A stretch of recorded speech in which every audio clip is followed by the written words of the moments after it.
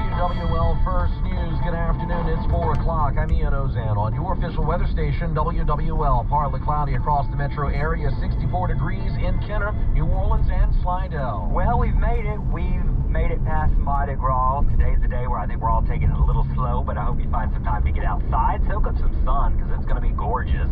Mid-60s this afternoon, but dropping into the 50s this evening. It'll be a little chill. That's Peyton Malone. WWL TV meteorologist Alexa Trishler will be coming up in a little bit with a look at the forecast. But first, we start with a developing story in Kansas City.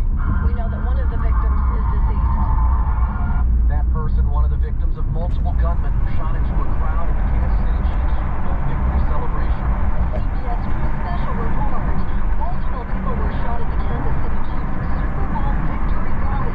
Officials just started a press conference. This is absolutely a tragedy, the likes of which we would have never expected in Kansas City, and the likes of which we'll remember for some time.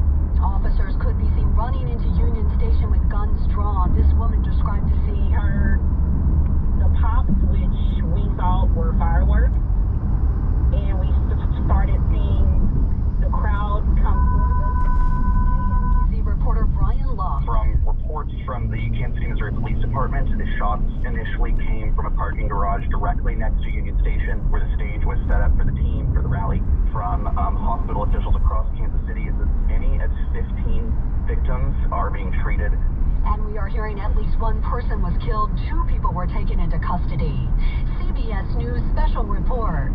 I'm Stacy Lynn. Here in New Orleans, police are investigating 2 separate shootings, one of them involving a child. WWL TV's Leslie Spoon has those details.